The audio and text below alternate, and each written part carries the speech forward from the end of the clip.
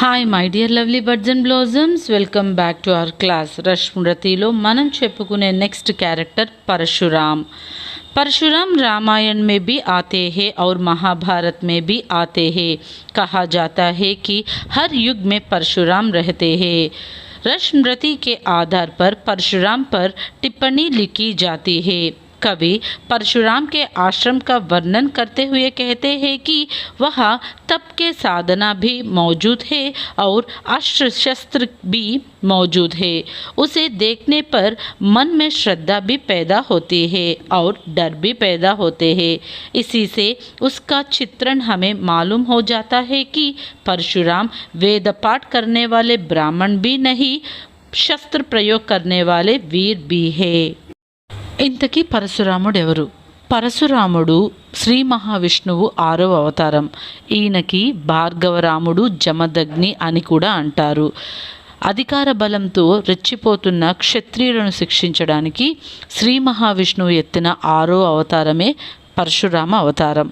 పరశురాముడు భీష్ముడికి, పాండవులు కౌరవుల గురువైన ద్రోణుడికి, కర్ణుడికి, అలాగే కలియుగంలో రాబోతున్న కల్కికి కూడా పరశురాముడు గురువు. అంటే ఈయన చిరంజీవి, ఎప్పటికీ కూడా చావు లేని వ్యక్తి అనమాట. ఈయన ఇంకా ఇప్పటికీ బ్రతికే ఉన్నాడు. మనకి హిమాలయాలు, అటువైపు శంభాల నగరాలు అని యూట్యూబ్లో చాలా వినిపిస్తుంటాయి చూసారా. అలాంటి గొప్ప గొప్ప ప్రదేశాల్లో ఇలాంటి మహర్షులు ఇంకా బ్రతికే ఉన్నారు అని మన పురాణాలు చెప్తూ ఉన్నాయి. ఈయనకి చాలా కోపం ఎక్కువ. ఈయన ఆయుధం గొడ్డలి. దీన్నే గండ్రగొడ్డలి అని కూడా పిలుస్తారు. ఈయన శివుడికి ఘోర తపస్సు చేసి శివుడు ప్రత్యక్షమై అఖండ పరశువు అనే ఒక గొడ్డలని ఈయనకి ఇచ్చారనమాట. ఈయన భార్య పేరు ధరణి. సో పరశురాముడు చాలా చాలా గొప్ప మహర్షి. ఈయనకి కోపం ఎంత త్వరగా వస్తుందో ఒకరి మీద అనుగ్రహం కూడా అంత త్వరగా కలుగుతుంది. ఈయన బ్రాహ్మణుడు, పుట్టుకతో బ్రాహ్మణుడు అయినా సరే ఈయనకి కోపం చాలా ఎక్కువ. మంచికి మంచి, చెడుకి చెడు అన్నట్టు ఎప్పటికప్పుడు ఈయనలో చేంజెస్ అనేవి త్వరగా కనబడుతూ ఉంటాయన్నమాట. परशुराम कर्ण से कहते हैं कि तुमको कठोरता से चलना होगा, इसलिए तुम पौष्टिक आहार करो. सन्यासी का शिक्षा रहना ठीक है, मगर तुम वीर हो, तुम्हें अपने शरीर को पत्थर की तरह मजबूत करना चाहिए. इससे उनके प्यार भरा दिल मालूम होते हैं. అయితే కర్ణుడు, ద్రోణాచార్యుడు పాండవులకి కౌరవులకి మాత్రమే ఎడ్యుకేట్ చేస్తాను అని చెప్పడంతో పరశురాముడి దగ్గరికి వెళ్తాడు. అప్పుడు పరశురాముడు కర్ణుడికి ఎడ్యుకేట్ చేయడానికి ఒప్పుకుంటాడు. అయితే బాగా తిని చక్కగా బలంగా శరీరాన్ని పెంచుకో, ఎందుకంటే నువ్వు ఒక గొప్ప వీరుడివి. వీరుడు ఎప్పుడూ కూడా బక్కపల్చగా కొడితే పడిపోయేలాగా ఉండకూడదు. ఒకరిని కొడితే వాడు పడిపోవాలన్నమాట. అంత స్ట్రాంగ్గా ఉండాలి. ఒక వీరుడు ఎప్పుడూ కూడా గుండె ధైర్యంతో పాటు బాడీ కూడా చాలా స్ట్రాంగ్గా ఉండాలి అని ఎడ్యుకేట్ చేసిన ఒక గొప్ప వ్యక్తి పరశురామ్. परशुराम मानते हैं कि त्याग करना ब्राह्मण का लक्षण है, मगर बालकों को यह ज़रूरी नहीं है. जन्म से ही ब्राह्मण उच्च वृत्ति के पथ पर जाए, यह परशुराम को स्वीकार नहीं. इस तरह वे नए విచారం వాలే హోతే హే. సో పరశురాముడు ఒక బ్రాహ్మణుడు అయినా సరే ఎప్పుడూ కూడా బ్రాహ్మణులకి వేరుగా, క్షత్రియులు వేరు, శూద్రులు వేరు, అలాగా ఈయన ఎప్పుడూ కూడా భేదభావం అనేది పిల్లల్లో చూపించలేదు. పిల్లలందరికీ ఎడ్యుకేషన్ ఒక్కటే అని ఈయన నమ్మిన గొప్ప వ్యక్తి. బ్రాహ్మణుడికి ఎలాగైతే అన్నీ నేర్చుకునే అర్హత ఉంటుందో క్షత్రియులకి అలాగే ఉంటుంది, ప్రతి ఒక్కరికి అలాగే ఉంటుంది అని ఎప్పటికప్పుడు తన యొక్క ఆలోచన శక్తిని మార్చుకున్న గొప్ప వ్యక్తి పరశురాముడు. परशुराम मानते हैं कि राजा महाराज शारीरिक बल से जीतते हैं. वे अपने स्वार्थ के लिए लोगों को धोखे देते रहते हैं. कहीं कोई आवाज़ उठी तो तलवार से उसे दबा देते हैं. राजा लोग मूर्ख होते हैं, वे तलवार का गलत उपयोग करते हैं. वे पंडितों और विद्वानों का आदर नहीं करते. पंडित का दिल कोमल भी होते हैं, और कठोर भी होते हैं।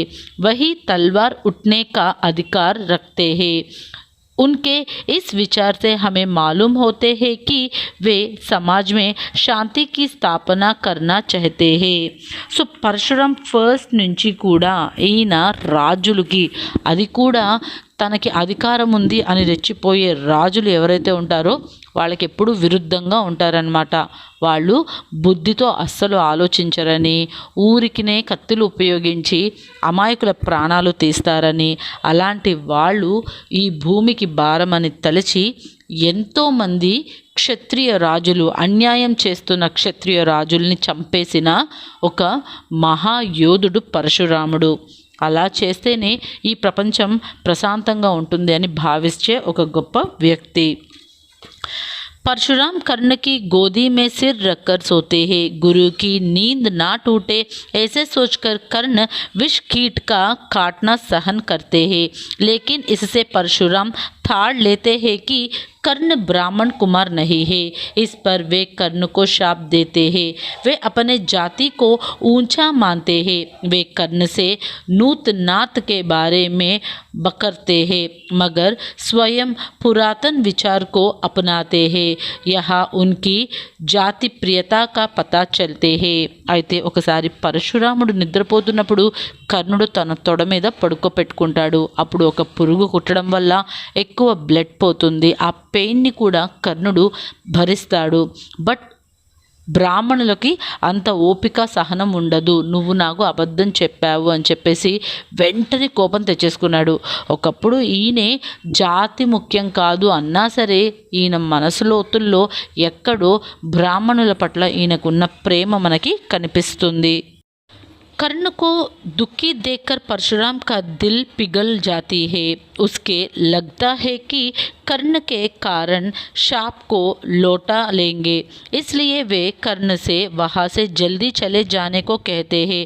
महाभारत के कई पात्र विवश होकर ही गलत निर्णय करते हैं। विवशता के कारण कुंती सच्चाई को छिपाती है। विवशता के कारण ही कर्ण युद्ध में उतरता है। परशुराम भी विवशता के कारण ही कर्ण को शाप देते हैं. సో కర్ణుడు యొక్క బాధను చూడలేక పరశురాముడు అట్ లాస్ట్ కర్ణుడిని క్షమించి అతడికి తన ఎడ్యుకేషన్ అంతా మర్చిపోతాడు అనే శాపం ఇచ్చినా సరే దాని నుంచి కొద్దిగా తనకి రిలీఫ్ కలిగించడానికి బ్రహ్మాస్త్రం అనే ఒక అస్త్రాన్ని ఇస్తాడనమాట. ఇలాగా డిఫరెన్స్ బిట్వీన్ క్యాస్ట్ అనేది ఎప్పటి నుంచో ఉంది అని మనకి మహాభారతం టైంలో చాలా క్లియర్గా తెలుస్తుంది. Comparison, difference and so called fear, వీటన్నిటి వల్ల సొసైటీ అంటే ఫియర్, ఈ అన్నిటి వల్లే కుంతీదేవి కర్ణుడిని వదిలేసింది. ఆ ఫియర్ వల్లే సొసైటీ ఏమనుకుంటుందో అనే ఆ భయం వల్లే కర్ణుడు దుర్యోధనుడికి హెల్ప్ చేస్తాడు. ఈ సొసైటీకి కట్టుబడే పరశురాముడు కర్ణుడిని కూడా ఎంతో మంచి శిష్యుడు అనుకొని కూడా అతన్ని శిక్షిస్తాడు. ఇలాగా పరశురాముడి యొక్క గ్రేట్నెస్ మనకి చాలా చక్కగా ఎక్స్ప్లెయిన్ చేశారు దినకర్.